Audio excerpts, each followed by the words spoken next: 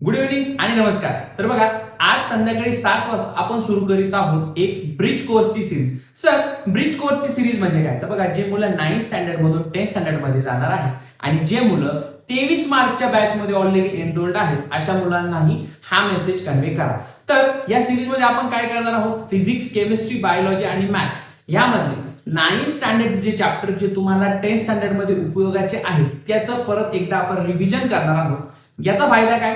याचा फायदा ज्यावेळेस तुम्ही 10th स्टँडर्ड मध्ये जाऊन ते चॅप्टर ज्यावेळेस शिकणार आहात, जे की डिपेंडेंट आहे तुमच्या 9th स्टँडर्डच्या बेसवरती, तिथे तुम्हाला हेल्प होणार आहे.